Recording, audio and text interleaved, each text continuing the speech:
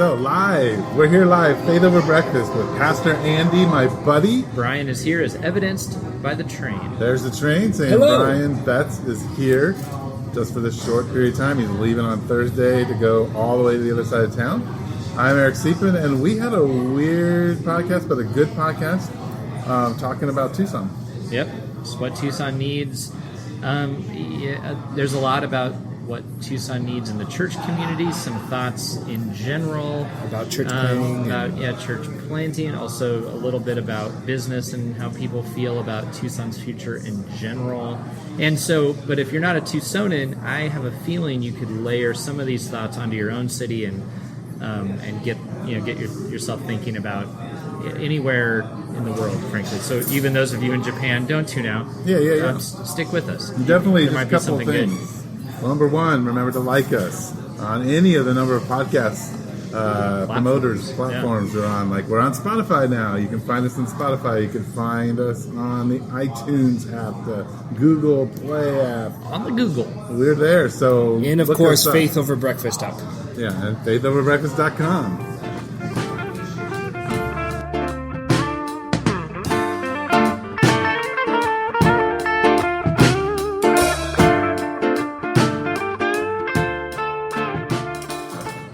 Actually, I know. Hey, this is Faith Over Breakfast. My name is Andy from How Mission high Church. is that going? Can you hear me Yes, right now? Is this recording? No, it's not.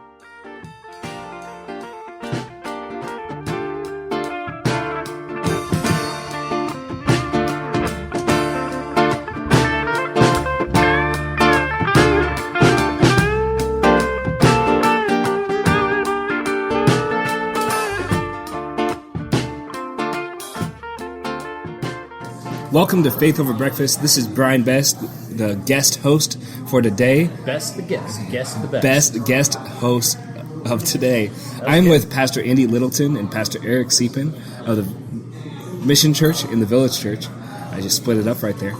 And we are here to talk about, actually, we don't know what we're going to talk about. We're going to talk about what Tucson needs, because we know everything, and this is the perfect place for you to find out. But, yeah, how are you both doing? We're doing good, and we're moving the mic away I'm taking from this you. mic away from you For now. for good reason. It's over. Yeah. Yeah. We're promoting you to executive producer. Oh, Is that what we want to use as our intro right there? No, I don't think so. we want to do something like, hey, it's Faith Over Breakfast with Andy and Eric from those wacky churches, the Village and Mission Church. You have to figure The out churches, which pastor. people leave. Yeah, they do. Do they leave them? Well, they like our podcasts about leaving, apparently. Oh, they so do. Maybe if they haven't left, they're planning to leave. They wanted eventually. to live out that podcast. Yeah, they're like, what can we learn about how to leave A church. church? Yeah. Well, I just like to say that we want to be authentic here. We've gotten a lot of feedback. And some of the feedback was that we need to stay on point, stop talking about our life. So Moving on. We Our got topic this morning is what Tucson needs. what Tucson needs, but even more importantly than that topic, we have Bryan Betts, who used to be our host, who's now, at least today, our official intern, and then was promoted to executive producer. And he got back from Korea. If you listened to last week's Talking Culture, Faith Over Breakfast podcast, you heard about that. But he paid, because you're writing a book, to be on this podcast and kind of be the guest host, but also be the guest interviewer, guest topic guy.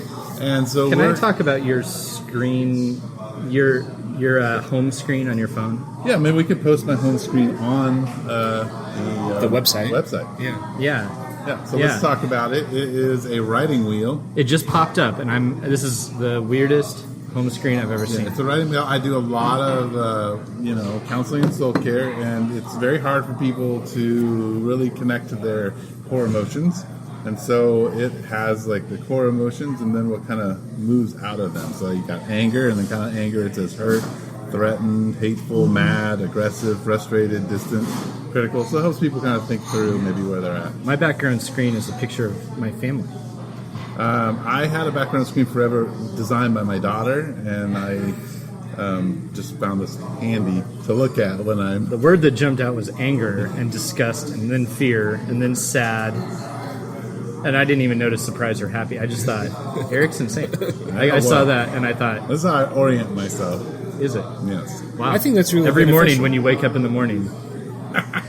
I orient. Why am I angry? So It's Bryan, because I'm mad, which is because I'm enraged. That's what this wheel I says. was started because I got a text this morning saying that Bryan had gone to Hillsong, and you know that we talk about Hillsong at least every podcast, and that he was going to kind of report on it, but he didn't go to Hillsong. Can we talk about how you don't read your texts very carefully? Do you know how many texts I get? Probably a ton. Yeah. I can see your notifications, and I think the mail itself is into the thousands. Right? Unanswered text, And text- 323. That's a lot. Unanswered emails, 7,602. Yes. I do have a question, though, and I know it's a little off topic of that, but I was curious because you have mentioned kind of both your hesitations about Hillsong coming to Tucson and kind of concerns about megachurches, but you like megachurches. Eric I remember you talking loves about So, I wasn't sure if that was sarcastic when I heard it last on the podcast. About When you- Hillsong? About just megachurches, about how you love megachurches. Do I love megachurches? Yes. And I wanted to ask what you guys liked about megachurches. Well, I'll tell you, I'm fascinated with leadership and organizational structure. So when I Gotcha. think about megachurches, I mean that's what I look at and try to figure out how they do those things, and because they're fascinating. When I go to a megachurch, my number one thought tends to be how do these light systems work, and how is that guy up front so happy all the time? I tend to be very fascinated, but I tend to think about God very little. I tend to be more intrigued about all the various Think things about going God on. very little, Yeah. or as God being in little. Like I didn't understand. Or is it because your name's There's Little? not a lot of thoughts about God. It's a lot of thoughts the about megachurch. lights and how does this guy smile for 35 straight minutes while speaking? I don't get that.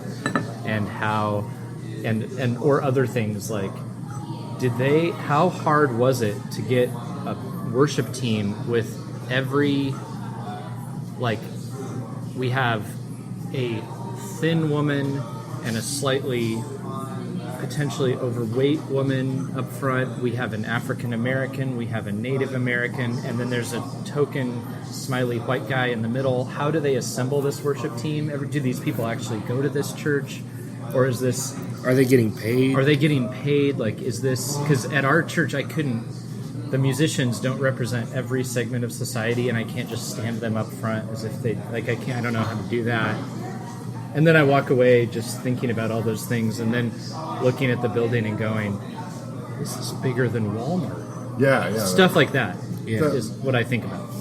Like I think rhetoric and speech making is one of my favorite things. It's odd because I was a kid who was totally afraid to stand in front of people. I love how a speech is made, and in megachurches, these are speech makers. They do a very good and job. they're masters of rhetoric. And I love breaking down their sermon and how they kind of put together a rhetorical speech and how they do that out of scripture. It's fascinating to me. So now on this what Tucson needs. So I've read the two Trajectory. articles. Did you read 2 articles? Yes, and I wrote a... So yeah. So there I spread around to all of us a couple articles. Actually, Can a we guy link that I those on know. our website? Yeah, I'm going to link those as Sure. well as whatever articles I end up bringing up. If I don't, then it's whatever. But I'm going to bring out any sort of resources that are discussed. Yeah, so these articles don't have to do with church, but they're. I would say this is a guy I know, a guy I respect, who. What are the name of the articles? I don't remember. But the point is, they are getting at the fact that Tucson needs to change and needs to in a way refine itself and needs to get attract more professionals and do more nice things. Tucson's greatest export, which has to do with educated people leaving, and Fourth Avenue's heart transplant, which has to do with people complaining About upgrading Fourth Avenue. Yeah. Yeah, they're planning to put a 14-story building on 4th Ave in place of where Maloney's is currently. Right, and then the Flycatcher, another place that if you've grown up around Tucson, it used to be plush, but this is a place that many of us have gone to, Hey, to shows before and it had was a drink Plush, at. it was Sweetwater Cafe, which was this rocking cafe that had the best salads ever. So when the phrase "rockin' cafe" that has the best salads ever comes out of somebody's mouth, you're talking to somebody from Generation X. Thank you very much. I thought you were going to say coming from Tucson. Yeah, or coming from or Tucson. or Yeah, a Generation X from Tucson. Yeah.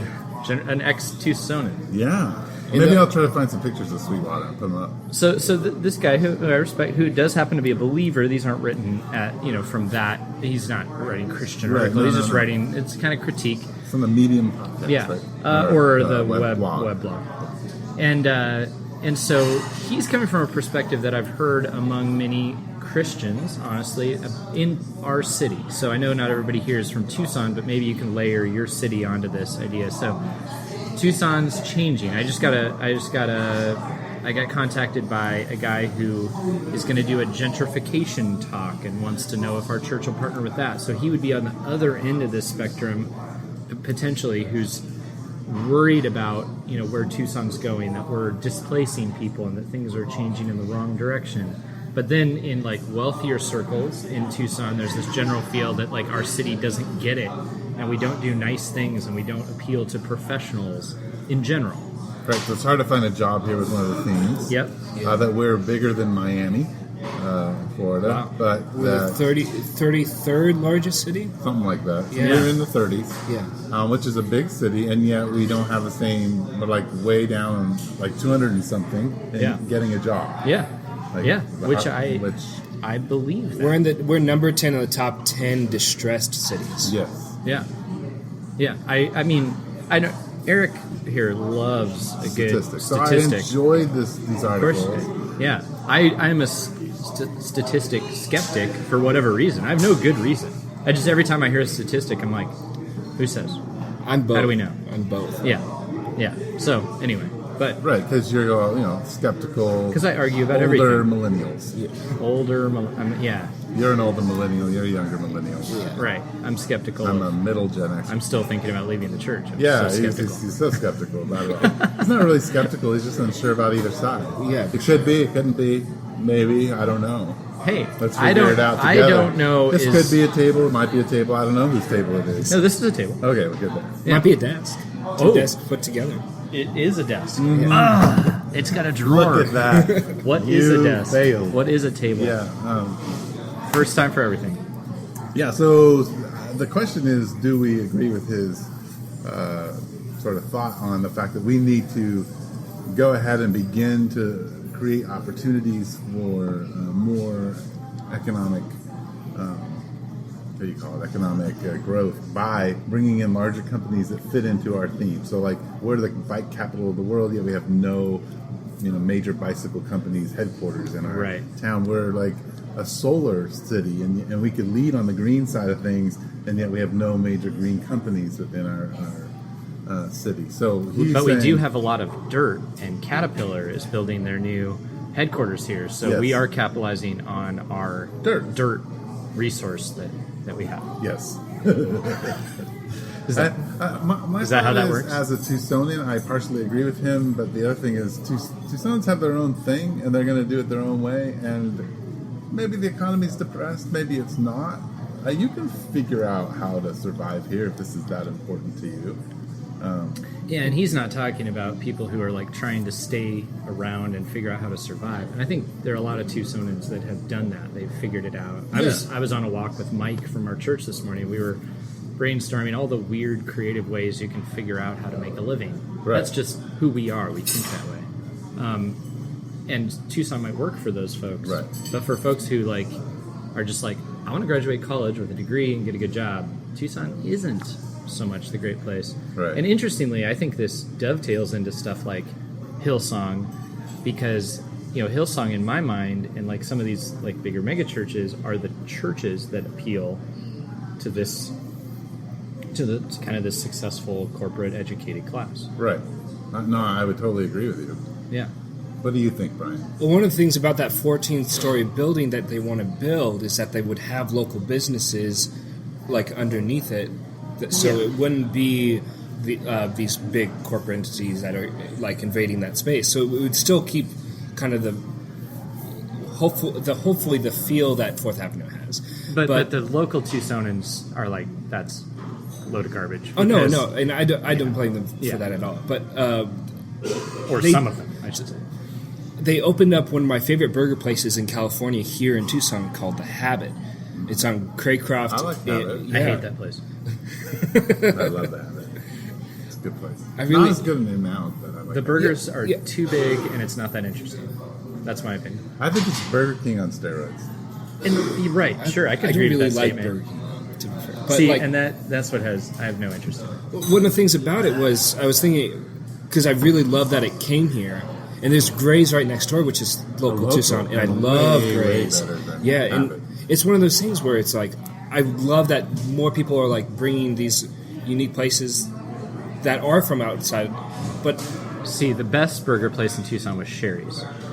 I've never been to Sherry's. I know. And It's what- just hard to... Well, the number one place is Ziva's. They got ranked number one year after year. I think that was a lie. Oh man, have you had their Yes. hamburger? Oh man, the hamburger. I still haven't. So good. I need to They go closed there. down. It was a... They closed down? It was a... That place baffles me. It was like a Mexican food place that has... Yeah, it's the best burrito in the world, too, right? Burger. No. Okay. I don't know. I still have a hard time believing that for all these... Burger was so good. It always It's seemed like fine. an old sign. Really, it was really. a bold sign. It's like when you walk up and the place says "World's #1 coffee." I'm like, see, I'm the skeptic. I'm just like, no, it's not. Every little place that serves Folgers says that. Well, The burger but was okay. In blind taste tests, Folgers beans How do you number know one that? and number two. Because How do you? how do I know this? Where do you find this Okay, information? so well, because I was at Coffee Exchange, and they handed me the people who work there. You get these corporate magazines, right, where they do all this stat stuff, and so they have all of these coffees in these blind tastes. Taste Right? tests. Taste tests, whatever. Anyway, and they show which ones win and where they come from and all that kind of stuff. And Starbucks is like way down the line when you do a blind taste test. It's very interesting. To our followers, I'm sorry. I have caused this meandering session. It is my Well, fault. It's all good. But the reason why I had mentioned the habit and stuff like that, and why it excited me that it was coming, was the hope would be that it just increases a demand for other places locally to be like, oh, I need to make my burger place better, or I need to make a new burger place that's even better, and just to like kind of keep pulling people, have it bring people from outside. Because I have a lot of friends that would like they live in California and they're miserable because it's super expensive, and they're thinking of Oregon and Washington. But you can't go to Washington. It's really expensive. Yeah, but well, unless you live inland in Yeah. some small town. Yeah. and that's what they're Where there's no looking jobs. at. Yeah. But No, there's no job. but there's some places that kind of like have that balance in those communities where they're not in those like very liberal, because they're personally like avoiding those areas because there's a high population, but just good cities that they can end up in. But they would move to Tucson, but because there's not, one of it's the heat, but the other thing is like there aren't a lot of jobs. So if more opportunities for If you could work jobs, at Habit, You get a flipping job. burgers, Well, let's talk about like Raytheon. Over the next few years, they're trying to hire 5,000 engineers. right? That's going to bring a ton of money Yeah. into our community. You got Caterpillar coming And the already. Amazon distribution center. Amazon distribution center. Yeah, that we're stuff not. We're not helps Phoenix big time. because we're not. I mean, we are trying to keep the small town feel. We're actually poorly managed in the. I mean, we all know that as Tucsonans. Actually, the more running my business, like just getting our taxes paid, like it's hard. Like we've been shaking our heads, like we've had some like weird complications with the system and stuff, and it's like, how is this all so clunky? What state or city? Well, they're now combined, so No, it's all. So anyway, I thank you everyone down there. You're doing a great job with what you've got, I'm sure, but it's clunky. It's hard. yes. And so I don't doubt with that, like my one little interaction there, just trying to pay my taxes, that things are mismanaged. It seems it's not a well-oiled machine around here. Right. Yeah. Well, so. I know you hate the whole statistic thing, and like, where do you get it? No, I love it. I just don't know. Rod and I did It just blows my mind. some initial like demographic studies of Tucson, Right. And we've done them over the years. And the thing that we found was that 40% of Tucson residents inside the city are Hispanic, Yeah. Oh, yeah. and that a large population of both Hispanic and Anglo who live inside the city are actually lower middle Yeah. class to lower class in their financial Yeah. status. So inside the city we have poverty, whereas if Yeah. you look at the demographics on the outside There's like a the big city, circle of wealth around the city, yes, which is definitely the case. Yeah. right, which you're not going to find in Phoenix. Right. It's not that kind of structure. Yeah. There's it's- more wealth in the city. Right. It's more. Well, yeah. And so, and that what happens though in these kinds of things is, wealth, when it starts moving in, what does it do? It pushes poverty out. It doesn't solve poverty's problem. And that's gentrification. Yes. So I foresee a future ring around the city of poverty, and I foresee it just reversing. And part of that has to do, in my mind, as well, with like the poor construction of homes in the suburbs. Mm-hmm. The value of those is going to tank, and so that eventually people like who are less resourced in the city will move out there for those values, and those property values will continue to decrease. Anyway, and I bet that happens in a bunch of cities. Like the poverty flips from in to out. So, Yeah. I don't know. That's my guess. What do you think the church's role is in that? Yeah, that's a great question. Well, I mean, I think at least where you and I are, and we might vary in the way we express it, but we're very much committed to locality, Right. right? I mean, you were Midtown before you guys merged and shifted, so your whole name indicated you value a section of the city. Yeah. You feel called to a section of the city. We've always had the mentality of not who's your neighbor, not necessarily what part of the city, but like you're placed in this space for a reason. So knowing the microculture of your neighborhood is important as you walk as a missionary in the community. So yeah, thinking about what's happening, I mean, this is going to change things. Yeah. Like I foresee because Broadway, which we're right off of, the main drag, has been kind of depressed for a little while, but they're going to redo it and it's going to revitalize. So we're aware that we're going to be walking with a community in transition over the next 15, 20 years. And that people who can afford to live and have a business there now won't be able to in the future. And that's going to be an interesting time to be there as the church. And you can just like kind of not engage with that. Or like there are churches I know that have really gotten behind like the community and fought against like the types of businesses that they don't want to move in, or churches that just wholesale just go like, oh cool, wealthier people are coming, now we get more money, which may or may not be true, but you can either just kind of like be in a spiritual malaise where you do nothing, or you can really try to fight for the people who are going to be displaced, who are on the low end that nobody's looking out for, who don't go to the neighborhood meetings or the city council meetings. Or you can just utterly champion progress. Well, I think like for us, one of the things that we talk about in leadership, not so much with the whole church, is that we talk about the vow of, what is it called? Now I'm in a blank. We talk about this all the time and I don't know what it is. The vow of stability. And so our church is committed to being a stable place as everything changes around, as change happens. And so there's a set of people who've made that vow.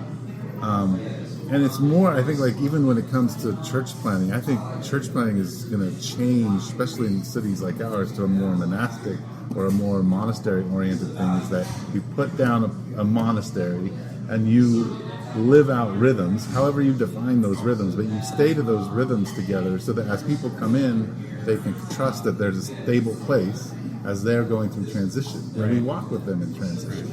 And they become part of us, and so maybe they pick up the rhythms and plant themselves in that space with you, or go plant a similar thing in a few neighborhoods down the road. And I think that's kind of how you answer, I think, some of the change that's going on around us. So it's interesting because a lot of church plants, though, aim always at what's what's new. So like, and so NPR recently they were talking about starting things, and they had a church planter that they interviewed, which I haven't heard. I actually really want to go listen to it. I just haven't done it yet. I heard about it a little while ago. But the feedback I've gotten from it is that the church planting that they discussed was very market driven, very like seeking to be the cutting edge, seeking to meet the newest group of people in the most relevant way or whatever. And so It was very like, it sounded very much like starting a business. And I think that some people probably were like, oh, cool, I get that. And other people were a little repulsed. Right. And so a lot of church plants aren't thinking about like locale and the history of a place and like rooting in and being neighbors no matter what. Like a lot of church plants to me feel like they have a timestamp on them. Yes. Like they're very much just, they're like the new boutique store that like this will go out of style and it will close or just morph and be bought by Amazon or something. Right. And a lot of church plants feel that way. And I wonder how ours feels, to people. But what I long for, what I want, is to be connected to the history of a place, to be connected to the people who are there and walk with them, as you're saying, through change and fulfill even help. Your need that's in the community. Yeah, and just be a neighbor and a friend versus like the new hip thing. What worries me about some church plants is that they plant in a place where there's all this history, but then the only people that show up are new to the area, who are disconnected from the history. I think that's like when it comes to Hillsong, what worries me is like, is this coming out of a deep commitment to this place or a deep commitment to Hillsongism? Term coined, Hillsongism. But right. like, Heard it here, it's going to be tagged Hillsongism. But that's what I fear is like, do they care what community they actually land in, or are they just trying to gather young, cool people who like guitar riffs? And then I go back and forth on, does that matter? Would I have gone to Hillsong when I was younger? I don't know. Maybe I would have. But I guess like where I'm at today is I want church to be less about just like exporting a church model, whether it's Acts 29ism or Hillsongism or Andy Stanleyism or whatever it is. Andy Littletonism. Yeah, well, that's a big thing. That's a big problem in the church big right now. Problem. But are we just trying to like do that version of a cool thing, or are we a part of a community seeking to do church for them, with them in mind? Right. Well, I think the other thing we have to be conscious of is that in church history, at least in the Reformation history, there was a lot of critique, in particularly American church, over the last 250 years. It's critiqued itself. Its leaders have critiqued itself. They've gone after each other. They wrote articles about how the other was going to hell and blah, blah, blah. Well, that's probably not. That's probably so good. A bit far. But it's good Whitfield to call was the in question. that. Wesley was in that. Yeah. And it's kind of how the church grows. It's kind of a discontent with what's happening. Right. And so people step out and say, okay, well, if I'm discontent with this and I'm called, then what do I do? Right. And I think so, this podcast sometimes criticizes Hillsong, but Hillsong transforms, Jesus uses Hillsong to transform people's lives. Right. He's not like, well, Hillsong is stupid, so I'm not going to do anything with it. No, He does a lot of amazing things. He does a lot of amazing things there. Yeah. It has some issues that I would not want to be part of. And there's a lot of things, in the Village is the same way, in Mission Church is the same way. There's a cost to it, for sure. Yeah, there's always a cost. Probably the historical parallel that I could think of would be revivalism in America, like Charles Finney, which they called Finneyism, I think, which is funny. Well, right. But that Charles Finney actually thought he was the next, what's his name, the Reformed evangelist and... Martin Luther? No. The greatest American theologian. Why am I blanking his name? Jonathan Edwards? Jonathan Edwards. He used to say he was the continuation of Jonathan Edwards, which would make foreign people roll over in there. Yeah, sure. But so he's doing these huge meetings, gathering all these people. This is like what Billy Sunday did. guys like that and so then the local church at first was like, we need you, basically, like, because nobody's interested in what we're doing. So the local church is trying to take people to the revivals, and then it turns out people like the revivals more than the local church, stop going to the local church. Right. And then when the revivalist, either stops touring or, turns out to not be as great a guy as everybody thought, these people don't have a church anymore. So the long term, what people looked back and saw was that the revivals, people came to Christ at the revivals. My mom did. Came to Christ at a revival. So people learned about Christ, were intrigued, but then the staying power of the revival and how it impacted the local church was negative. So there's ups and downs. Right. So I would assume stuff like the megachurch movement, which is in a way kind of diminishing it right now, but I would say it is a similar phenomenon where it draws people. It's interesting. It's Right. I feel the same way about camps. Right. And I worked at a camp for a very long time, and I would see that, and I feel like that was happening. I didn't feel comfortable being a part of it, Right. but overall, I felt like I just needed to trust that God was going to do the best with what we had in the camp had. Right. And I find myself trying not to be super critical about it. Yeah. And super critical about camps, especially because I've known people that have greatly benefited and view camps very highly.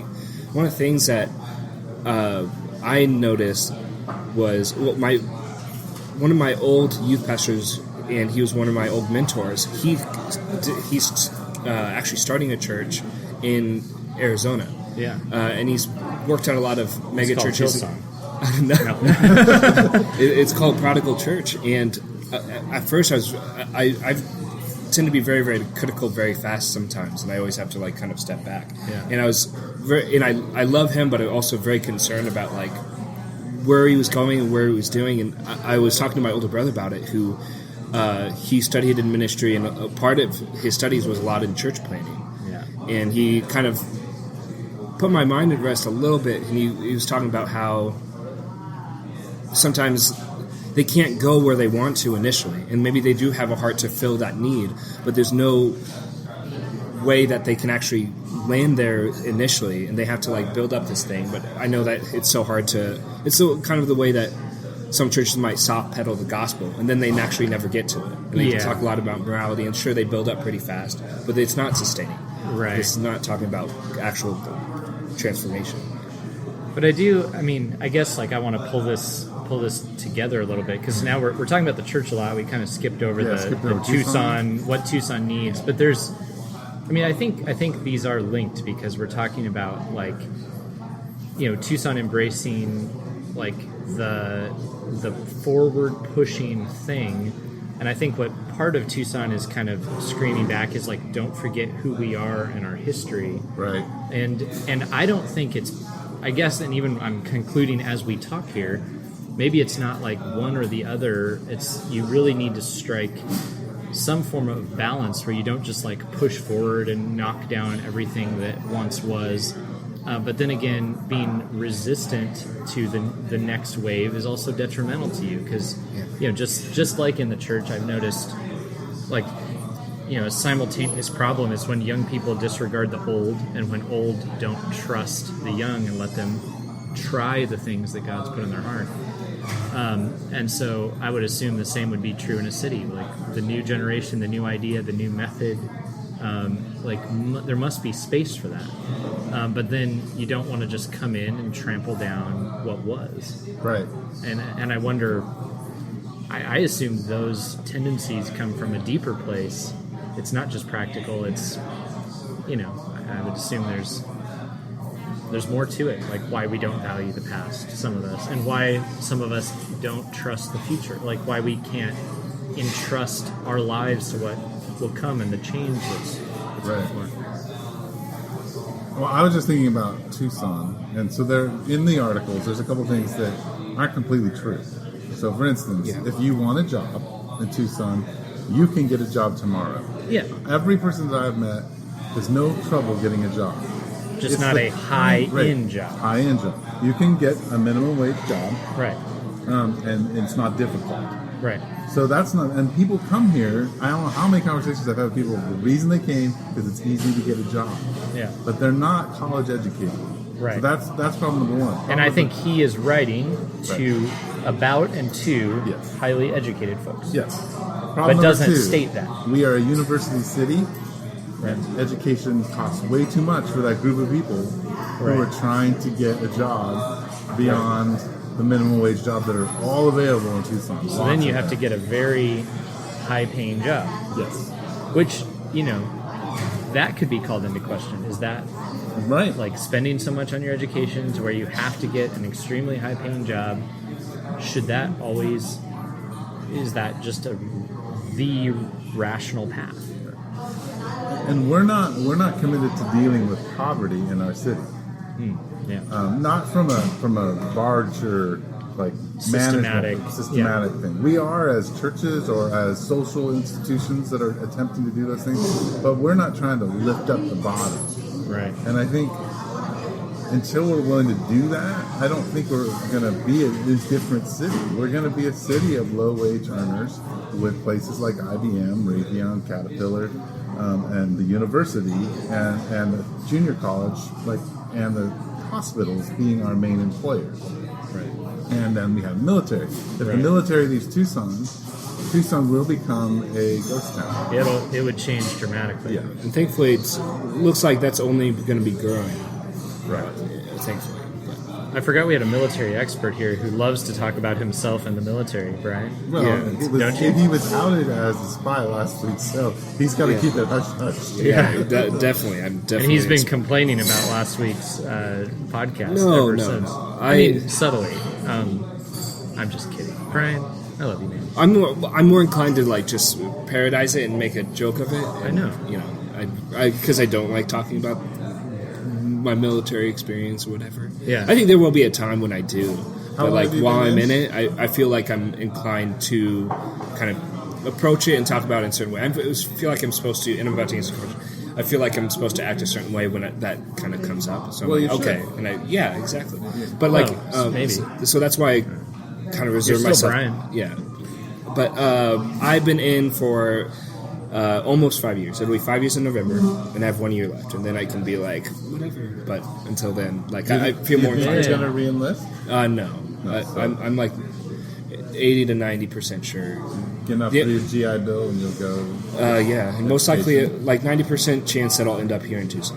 That's kind of the plan. And there's a small percentage of me going to Phoenix or New York, and just New York's a really big risk, but that's I see a little chance of that happening, even though there's a big desire there. He's trying to get into stand-up in New York. Yeah, that's what would be the hope, but me It's going like, into imagine if Jerry Seinfeld had come out of 6 years in the military. How funny he'd be. it's like, I don't really. I think Jerry is funny in himself, but his stand-up isn't this. It's good, but it's not like the pinnacle of stand-up. no, I don't So think man, that if he he were feels military, that way. maybe he'd be funnier. Yes. Yeah, I don't think I think he just works hard. Yes, he does work That's hard. that's what I think is the ticket for him. Yeah. And I don't think I would be that funny. It's just my work ethic would be in it, if anything. But Yeah. I don't think I am what Tucson needs, though. So we should determine that. As a stand-up comedian, or just as a man Well, I willing have a to lot of- commit to being part of a community and serving God in that community. I literally think about what Tucson needs every day in terms of what I can provide. Wow. In practical ways for me to invest in local businesses, and I serving the community, like the homeless, whatever church community I end up in, etc. So I'm not exactly sure what it would actually look like for when I return, especially because I've got a year left in Korea and I want to do that well and end well in my military career. So. But I think about it all the time. Well, But- it seems like that you're kind of a Tucsonan. Yeah, and I really loved it. And I loved my the community that I was in prior to leaving Tucson. But I also don't want to be naive. It was like, if God calls me elsewhere, whether Tucson, New York, or Phoenix. And Phoenix would be very much like me investing in my family. Not Hillsong. Hillsong's stand-up comedian. Oh gosh.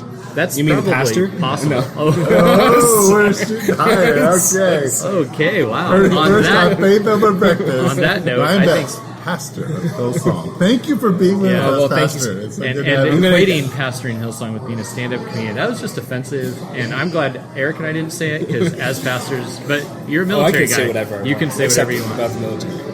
So, well, And there it is. I think There's that the train. train is The Brian train. trying to tell us this podcast has gone on long It enough. has. Thanks for tuning in. Appreciate it, Brian. Good to have you here. Thank you. So thank you for having me. And it's great to be back. And thank you for listening and tuning in to Faith Over Breakfast, the podcast. Yeah.